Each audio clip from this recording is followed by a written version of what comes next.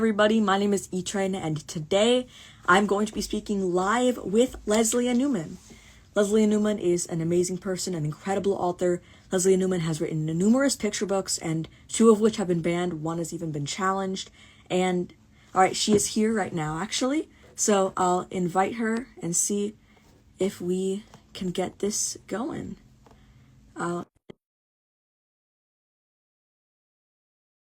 Excited to share Lesléa's story with all of you and talk about some of her books. Right here, I have her story, Sparkle Boy, with me.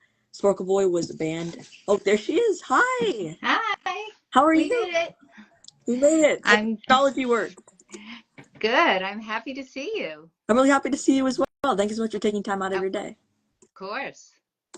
So, everybody, I'm really excited that all of us get to learn from Lesléa Newman. Lesléa Newman has written so many incredible picture books, and as I get my script up with the questions sort of off screen, I'm really excited. So, Lesléa, why don't we take a sec and you can introduce yourself to everybody. Hi, everybody. My name is Lesléa Newman. I'm a writer, a poet, a children's book writer, a fiction writer, an animal lover, a chocolate eater, many a crossword puzzle doer, and actually was a clue in the New York Times crossword puzzle several times. Oh, wow. So, and of course, a big fan of E-Trains. So that's a little bit about me. Thank you. And to add more, so as this is Banned Books Week, I thought it was really important, really necessary to talk with somebody like Lesléa Newman. Sadly, Lesléa's books have been banned numerous times, and two of her books that have been banned, I have Heather Has Two Mommies, not in the picture, but it is here, trust me. So Heather Has Two Mommies was the 9th most banned book in the 1990s. So she's been in the business a while, and you might think that banned books really only started recently, but it's been around a long time. And another story of hers has been banned is Sparkle Boy, which has even been challenged in my own city, which, I mean, thankfully it's still on the shelves, but I'm really grateful. I'm really sad that it's happened, but I'm really grateful for the people who have fought for Lesléa's books. So without further delay, let's start talking about one of your earliest stories called Heather Has Two Mommies. And it was one of the first picture books with openly lesbian characters. And it was a groundbreaking story. And I mean, you hadn't really seen much like it, especially from a picture book standpoint in the book world. And it was listed as the third and second most challenged books, not just picture books, but books in general in a couple of years. And I'm just curious what sparked you to write Heather's story, and did you expect your story to be challenged or banned at the time you set out to write it? So this has become kind of a famous story. What happened was I was walking down the street in Northampton, Massachusetts, where I lived at the time, and a woman stopped me and said, I don't have a book that I can write, that I can read to my daughter that shows a family like ours. Somebody needs to write one. And she didn't really mean somebody, she meant me. You know, she gave me that look. But her request really resonated with me because when I was growing up, there really were no picture books that showed Jewish families like mine.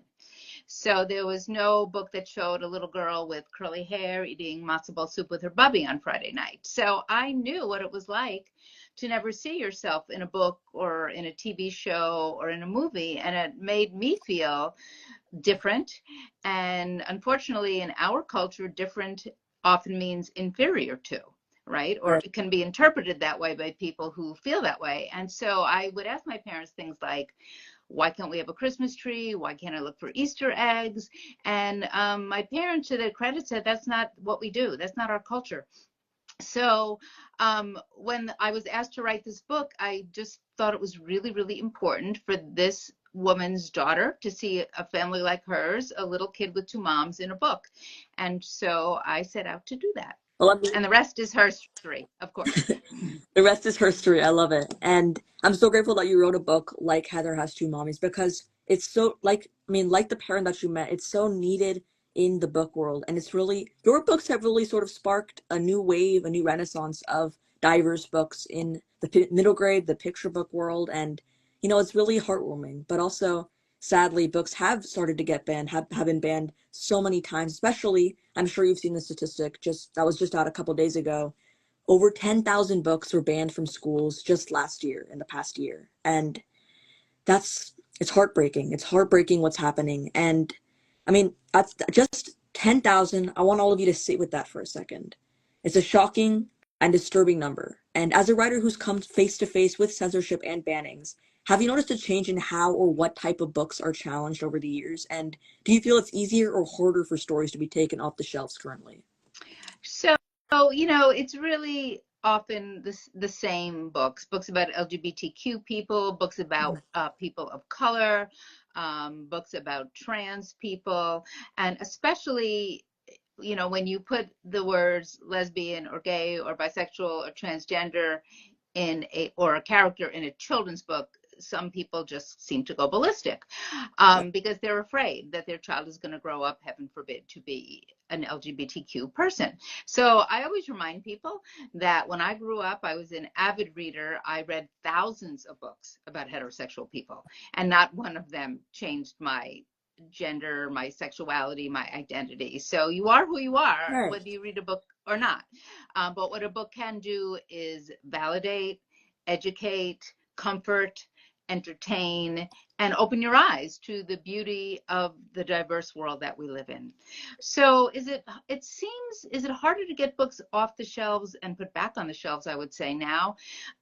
It seems things are different now. What used to happen was like one parent would get upset and they would either go to the library or to their child's school and make a fuss. But now it seems that people have decided to run for school boards, which is not a bad thing.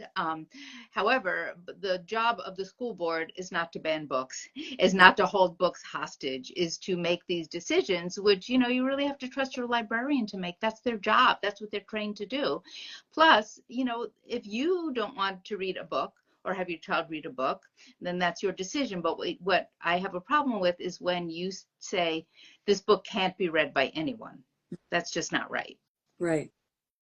I totally agree with you. It's okay as a parent to dictate what your own kid can read, but you can't say what every single kid in an entire school, an entire community can read. And what's even more shocking, I know we're talking a lot about sort of the digital world in a sense. And 11 people were responsible for 60% of book challenges, not even book bans, but book challenges. And it's so shocking what's possible and really scary.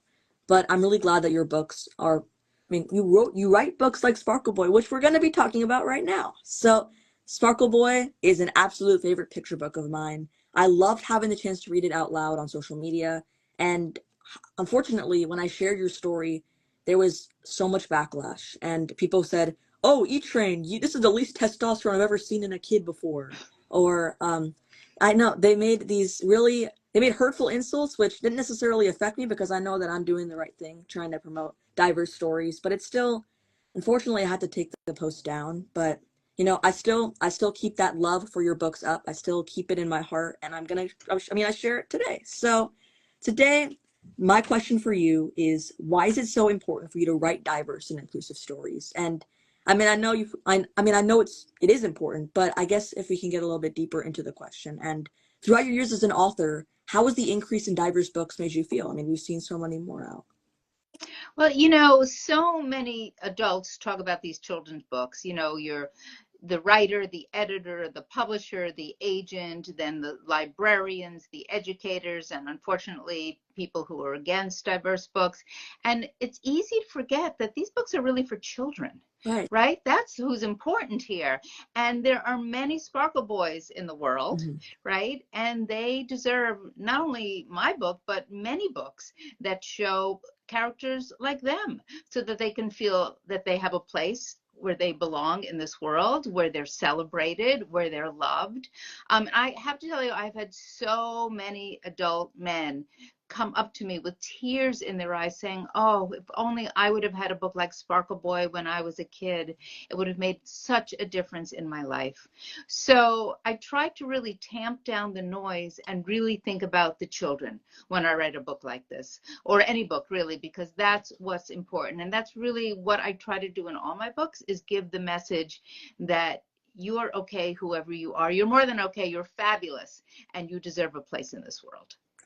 Absolutely, you do deserve a place in the world. And what's really great about your stories is not just that you feature diverse protagonists, but all your protagonists are diverse. But there's also mentions of LGBTQ characters that aren't necessarily the main characters because they exist. We all exist in this world. All forms of diversity, all forms of ethnicities and race and gender and sexual orientation. We're here, and I mean, it's so great. Your books are just, you're shining a light on these amazing people and shining a light and saying, we're here and we're not leaving. We're here. So, my next question for you is along with Sparkle Boy and Heather Has Two Mommies, your story, Daddy, Papa, and Me, also received backlash and has been challenged. Have any of your other stories been challenged and banned besides these three? And what I find incredible and so admirable is that despite all the attempted bans on your stories, you continue to write diverse books, giving so many children and families the chance to see themselves in the stories that you read. So I guess with all the backlash that comes, what motivates you to keep writing? And even if you do receive more, how do you just say, I'm not going to listen to them? So that's really a two-part question. Yeah. I think the other book of mine that has received some attention that I would have preferred it didn't receive was October Morning, A Song for Matthew Mm, Shepard, which is a poetic exploration of the murder that claimed Matthew Shepard's life. It's a yeah. teen novel in verse, which I think it's so important to amplify Matt's story. So I think that book, maybe also